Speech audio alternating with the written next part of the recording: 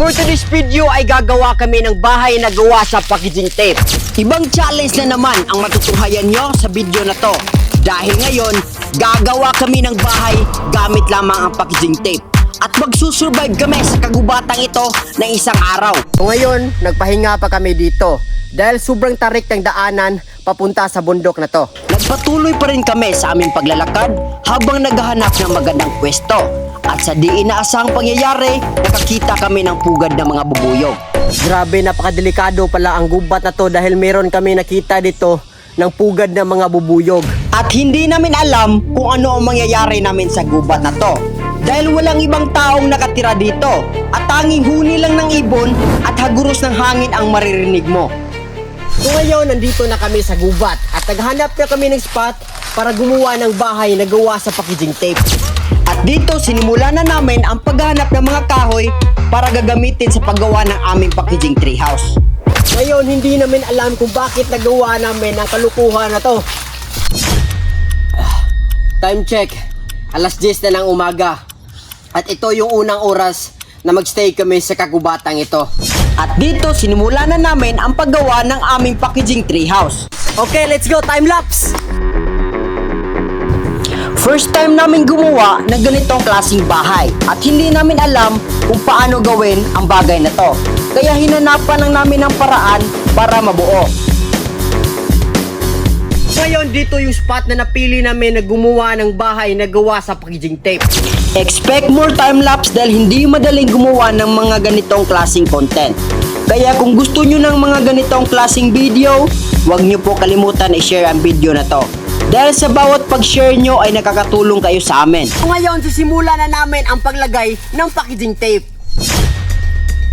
At dito, sinimula na namin lagyan ng packaging tape ang sahig para di kami masyadong mahirapan pag gumawa na kami ng bubong. So ito na yung magsisilbing higaan namin dito. So nagsimula na lang lagyan ng packaging tape. Kailangan namin siguraduhin na matibay ang pagkagawa namin. Dahil dito kami mananatili ng isang araw. At sa puntong ito, binilisan namin ang pagtatrabaho. Dahil baka abutan kami ng ulan. Habang sila doon, bising-busy sa paggawa ng aming packaging na bahay, ako naman dito, bising-busy sa pagluluto. Gusto ko lang ipaalala sa inyo na 3 lang kaming gumagawa nito. So ngayon, alas 11 na ng umaga at hindi pa rin natapos yung aming ginawang packaging na bahay. So, kaya ngayon, kakain muna kami dahil gutom na kami. Habang kami kumakain, pinag-uusapan namin kung paano namin buuin yung packaging treehouse namin. So, dahil wala kami dalang plato, ito yung ginamit naming magsisilbing plato ito. Galing to sa buko.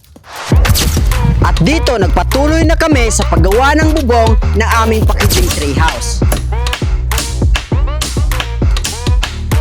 Ligon ka ng payaga, boss. Grabe, ganito pala kahasel gumawa ng bahay na gawa sa packaging tape. Napakatagal gawin. Medyo nahirapan kami dahil kailangan namin doble-doblehin para tumibay. At dito, binilisan namin ang paglagay ng packaging tape hanggang sa ito ay matapos. At sa wakas, natapos na namin yung aming treehouse na gawa sa packaging tape. Anong masasabi mo sa ating ginawang packaging treehouse ngayon? Sa mga magjowa dyan, pwede na kayong ruminta dito kahit isang araw pa yan. Kaso lang, pagkikita kayo maglambingan dito.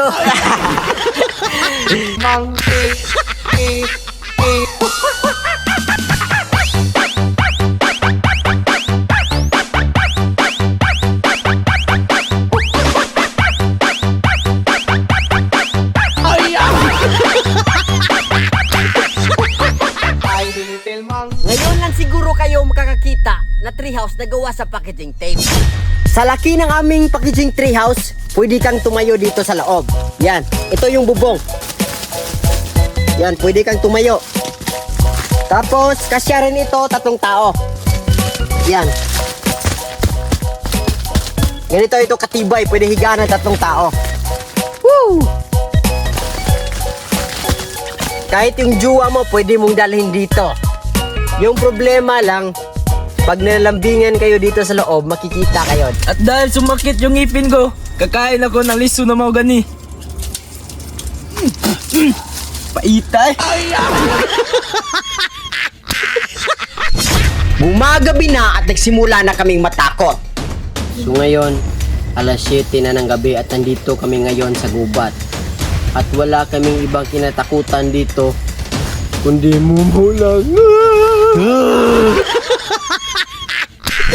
So ngayon, alas 7 na ng gabi at nandito na kami sa loob ng aming packaging tray house. Dahil magtatagay na kami. Ah, Pranzo. Ay, uli. Kita talaga. Papayagay kayo no, sige na katawa. Ate. Lamim kinagod. Vitamins mo na. Buwa ka tugnaw. So ngayon lumalalim na yung gabi at nagsimula na kaming magsisiksikan sa loob ng aming packaging house para matulog. So ngayon 1 AM na ng umaga at hindi pa rin kami masyado nakatulog ng maayos dahil sa sobrang daming lamok dito sa loob. At sa labas, grabe. Tingkatin na yung mga katawan namin. Hindi kasi kami nakadala ng mga katol. Time check, alas 5 na ng umaga.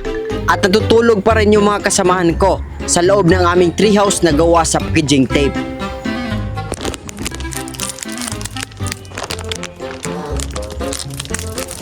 Matan mo nga naibitin.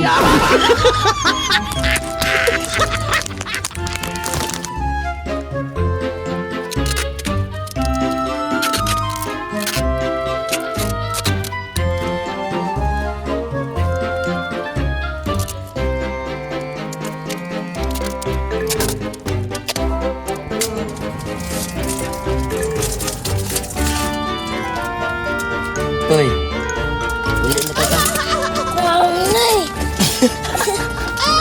At na tayo.